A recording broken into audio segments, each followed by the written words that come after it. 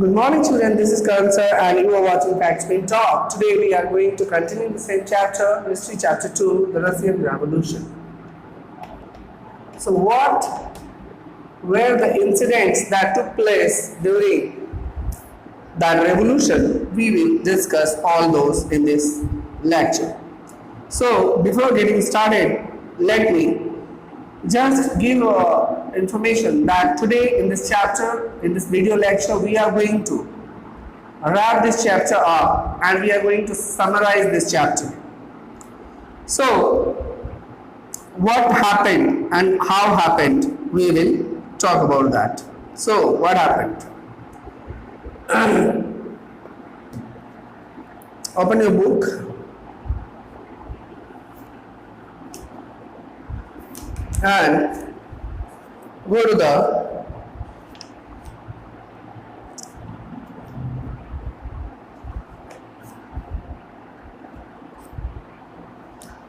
page number 34.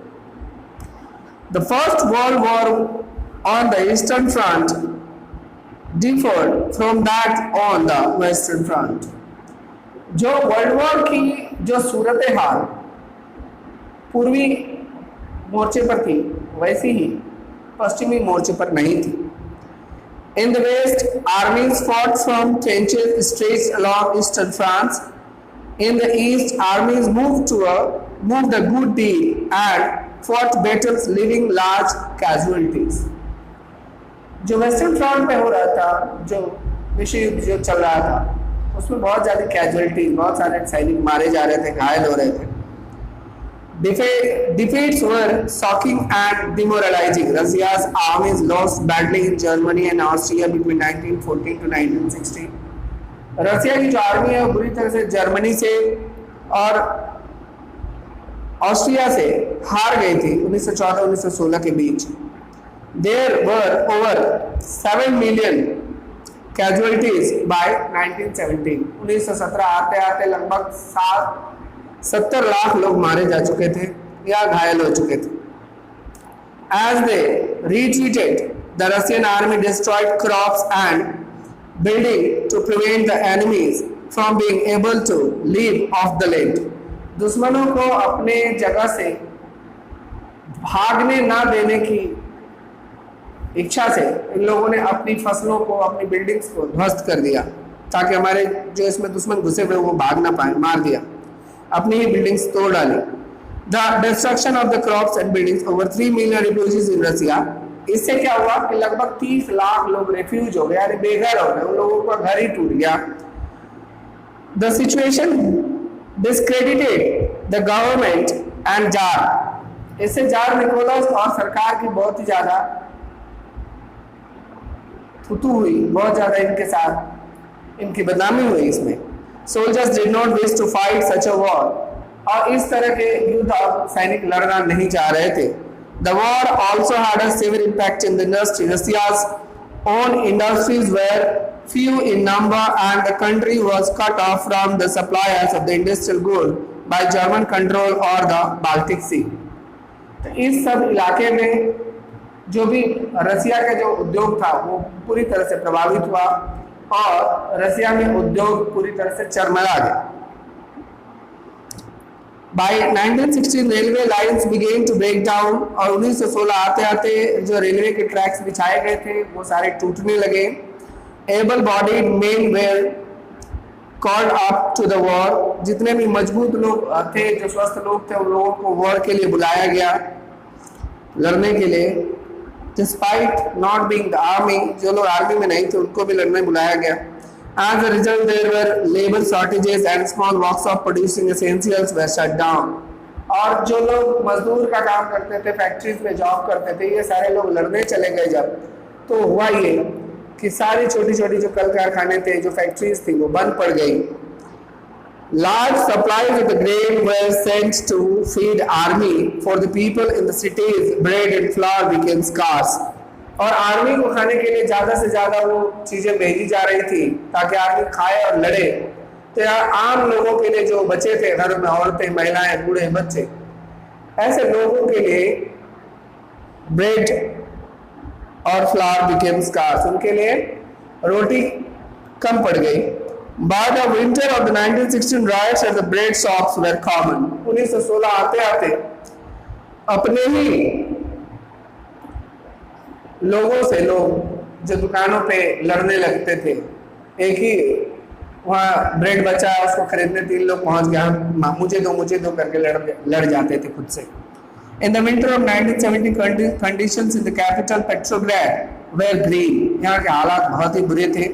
The layout of the city seemed to emphasize the division among its people. The workers' quarters and the factories were located on the right bank of the river Niva.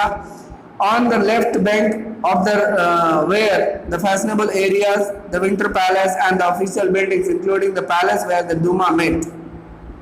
नदी की दाईं ओर factories वगैरह थे, बाईं ओर कुछ hi fi posh इलाके थे जहाँ पे सरकार का पार्लियामेंट भी था, ऑफिसेज थी, पैलेस था, इत्यादि थी। In February 1970, food shortages were deeply felt in the workers' quarters. मजदूरों के घरों में राशन सामग्री की बहुत ही किल्लत महसूस की गई। And in February 1970, food shortages, ये तो हो गया। The winter was very cold और ठंडी का बहुत ही जबरदस्त ठंड पड़ रही थी उन दिनों। There had been exceptional frost and heavy snow. वहाँ पे जबरदस्त जो है ना कोहरा और बर्फबारी हो रही थी, बर्फ गिर रही थी। Parliamentarians wishing to preserve elected government were opposed to the Tsar's desire to dissolve the Duma. और जो जार ने सोचा कि हम इस दुमा को यानी इस पार्लियामेंट को हम भंग कर दें, तो वो भंग नहीं कर पाया, उसको रोका पार्लियामेंटेरियंस ने।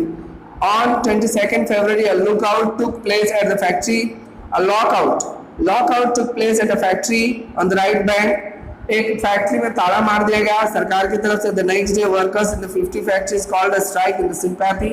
उस फैक्ट्री के बंद होने के कारण 50 फैक्ट्री के मजदूरों ने अपना हड़ताल बुला लिया और उन लोगों ने काम करना ठप कर दिया, बंद कर दिया। In many factories, women led the way to strikes. बहुत सारी फैक्ट्रीज में महिलाओं ने ये हड़तालें बुलाई। These came to be called as the Industrialized Women's Day. इसको औद्योगिक महिलाओं का महिला दिवस के रूप में कहा गया। इसे अंतर्राष्ट्रीय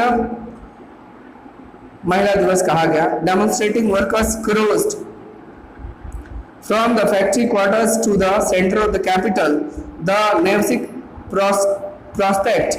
At this stage, no political party was actively organizing the movement, as the fashionable quarters and the official buildings were surrounded by the workers. The government imposed a curfew. लोगों ने पूरे ही जो ऑफिशियल कार्यालय थे, सरकारी बिल्डिंग्स थे, उनको घेर लिया था और सरकार ने कर्फ्यू लगा दिया। कर्फ्यू मतलब वहाँ पे धारा 144 लग गई, कोई भी ज़्यादा गतिविधि नहीं कर सकता। Demonstrators dispersed by the evening, but they came back on the 24th and 25th. The government called out the cavalry and the police to keep an eye on them.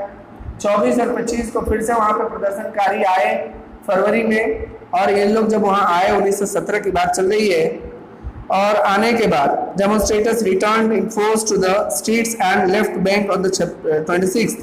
26 जनवरी को उन लोगों ने वो छोड़ दिया, उस किनारे से दूसरी ओर चले गए। On the 26th, the police headquarters were ransacked and the streets thronged with the police rising slogans about bread, wages, better hours and democracy. सारे ही सड़कों पे नारे लग रहे थे कि हम लोगों को अच्छी मजदूरी दो, खाना दो, और इस तरह के डेमोन्स्ट्रेटर प्रदर्शनकारी नारा लगा रहे थे। The government tried to control the situation and called out the cavalry once again. और फिर से इन लोगों ने बंदूक से लैस सेना को बुलाया। सेना को बुलाने के बाद क्या हुआ?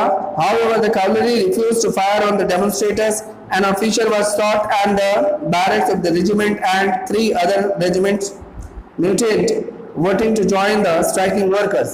और एक अफसर को गोली लग गई और उसमें बहुत सारे जो कैवलरी सेना के जो जवान थे वो वर्कर्स को ज्वाइन कर लिया। उन लोगों ने उन पर लाठियां और गोलियां चलाने से मना कर दिया और वो लोग इनके समर्थन में आ गए। Striking workers had gathered in the form of Soviet and council in the same building as the Duma met. जिस बिल्डिंग में दुमा की मीटिंग हुआ करती थी उसी बिल्डिंग में सब लोग मिल गए। This was the Petrograd Soviet. इसी बिल्डिंग को पेट्रोग्रेड सोवियत के नाम से जाना जाता है। The very next day, अगले दिन our delegation went to see the jar. एक लोगों का एक शिष्टमंडल गया, लोगों का एक ग्रुप गया मिलने के लिए जार निकोलस को। Military commanders advised him to abdicate. He followed their advice and abdicated on March 2। तो उसने क्या किया कि 2 मार्च को उसने उनकी बात मान ली और उसने